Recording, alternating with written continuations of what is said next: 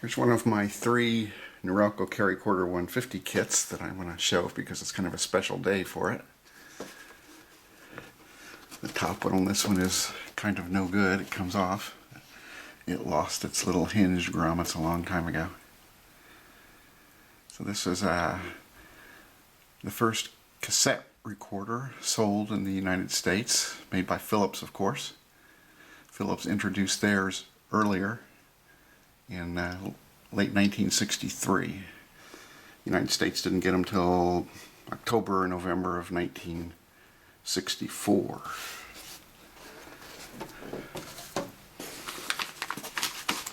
You have the manual. This has some interesting stuff on it we're going to take a look at. The person who kept this kept copious paperwork and notes, which is what I find makes this interesting and what we're going to focus on today. They bought this from Bush Jewelry Company in Brooklyn, New York. And lots of records here that I find interesting. You might not, but we'll see. I'm not going to do too much of a technical analysis of it. I've got a couple other videos where I look at the carry-quarter in length. It came with the carry-quarter, these little mailing kits, a case, a patch cord to go out to your audio system, a carrying handle, and a microphone. We're not going to do any recording today, but we are going to do a little playback. It came with a demonstration tape, which we'll listen to part of, and it came with 3 other tapes. And these 3 tapes are interesting because they're the original generation of cassette tapes that do not have a record protection hole there. So anytime you hit record and this was in, it was going to record. And it did on the demonstration tape in the store where the lady was buying it. So we're going to listen to a little bit of that. So taking the cassette out. This is actually a 3300. This was made in the 47th week of 1964.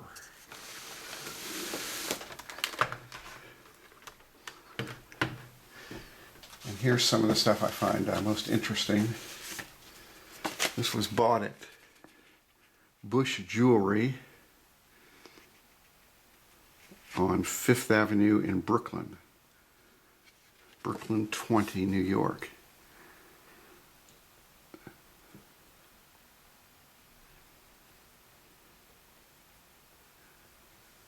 Actually on April 17th, 1965. Let's look at some of the original paperwork here. It was bought on time. Used credit back then to buy a cassette recorder. Can you imagine it?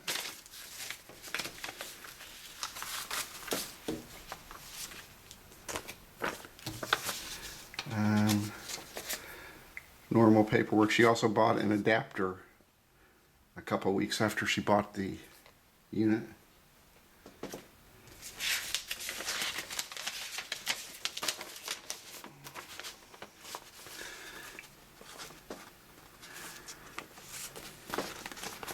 The base cost was $105, April 17th, 1965. $105 plus $4.20 sales tax for $109.20. She paid $50 down, so she had a balance of $59.20. Then the credit charge was $5 and something. So her balance for the time payment was $64.75. And she added the adapter for $20 plus tax plus a credit charge for a total of I think $21, and she added that to the original fee. So she paid it all off the next month before the 1 month purchase date, I noticed, so she probably minimized her fees. She kept really copious notes of all of her costs.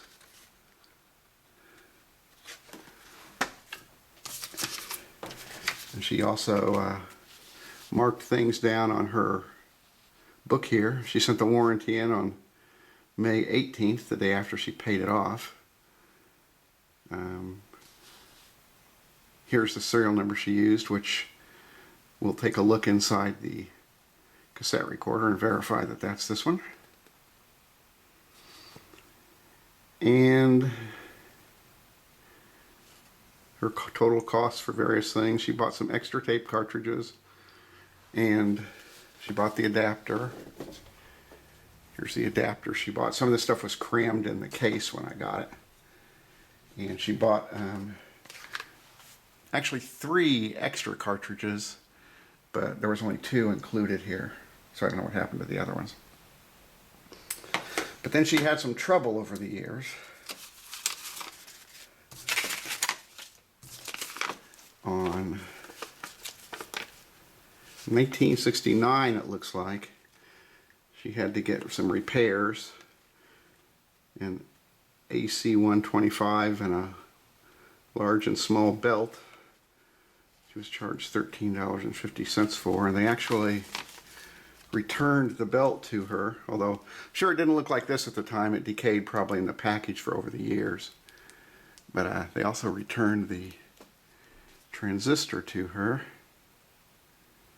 I don't know if we'll be able to read that. Probably not, but that's the AC 125 transistor, and they gave that back to her. So they returned the bad belts and the transistor. She kept them. And let's see, a few years later, 1974, 5 years later, looks like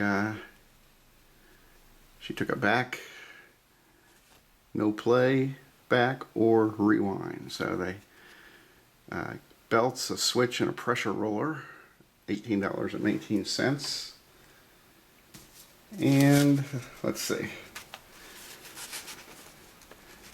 Here's one of her earliest. She bought a tape cartridge. She kept that receipt.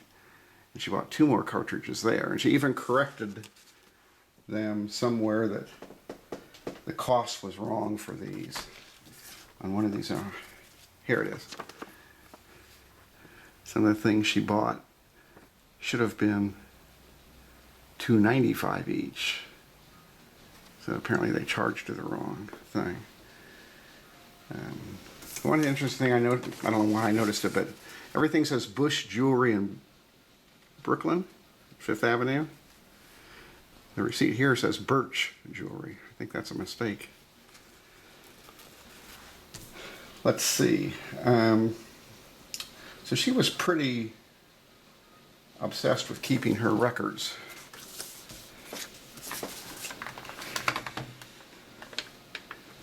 Let's look inside for a minute and check out the date codes and the serial numbers. And as you can see, this is an EL 3300, the real first generation chassis, put in a later cabinet, I guess. I have a couple of these weirdos. There's a serial number, the same one that she puts on the product registration, 285463. It was made in the 47th week of 1964.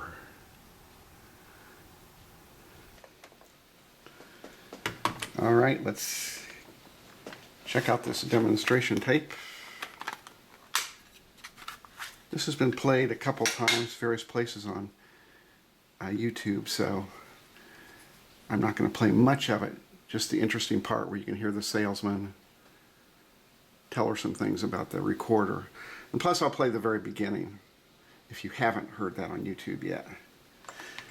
This particular unit I have plays a little fast.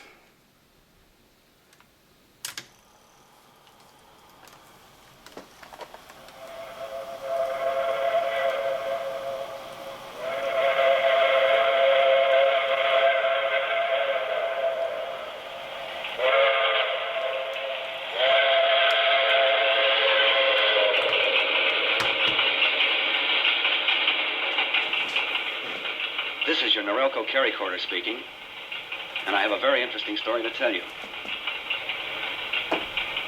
Less than a half an hour ago, I checked out of my hotel in London, and I'm now on board the boat train to Southampton on my way home to New York. That's the sound you hear in the background. We still have some time before we get there, so I'd like to tell you a little bit about myself and what I did the last 3 weeks while winging my way around Europe. First of all, pick me up.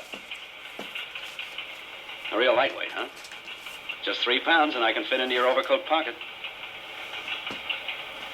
I speak up right away, too. No warm-up time for me because I play on transistors. Now, what happens when I get hungry? Well, just look into the loop. That's on the tape. 5 C cells fill me up real good, and I can record for 20 hours. By the way, these batteries can be bought just about anywhere.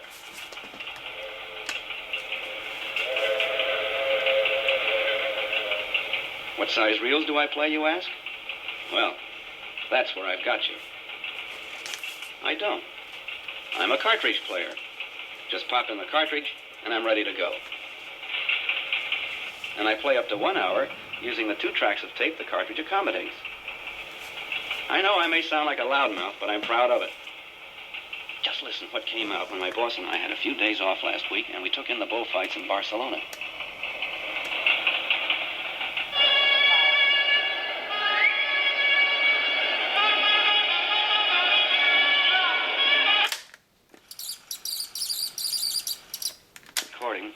But there are many other ways I can be useful, too.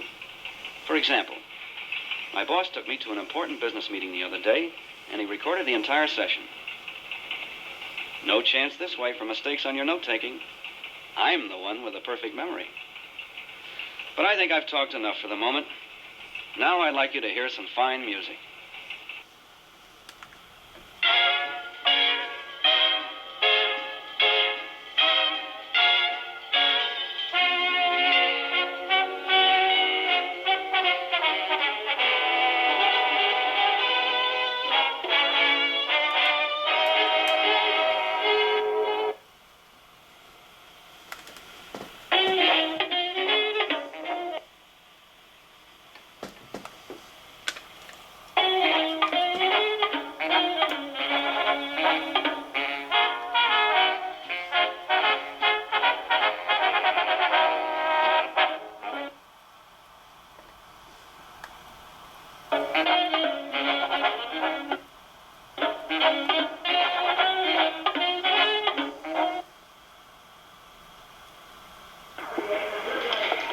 And now you're ready to record. This is your recording level over here. When you're in the black, it's a bit low tone. When you reach the green, you know you're getting full capacity in the receiver when you're talking into it. Now, what I'm doing now is to show you how easy it is to record your voice on tape and have it played back in just a matter of seconds. Testing 1, 2, 3.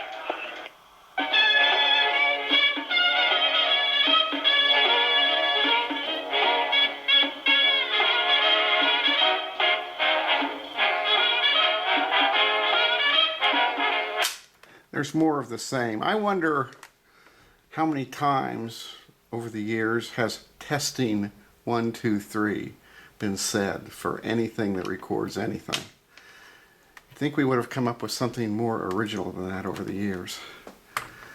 But that's the demonstration tape, and they could record over it because it has no record overwrite protection. And these were pretty different at the time. I mean, before people were used to reel-to-reels and threading and everything, and this was a culmination of a long period of desires. Now, a lot of people in the United States probably weren't used to anything like that, although people that had the RCA cartridges were somewhat familiar with it. But not many people knew about these or a lot of the other trial systems that just never took the market by storm like the compact cassette did. So on its little 50th birthday, April 17th, 1965 to April 17th, 2015. That's the Norelco Carry Quarter 150 EL 3300 in this case, from Brooklyn, New York, Bush Jewelry Company. Hope you enjoyed a look at some of the service paperwork and financing paperwork that this lady kept with her system. Thanks for watching. Bye.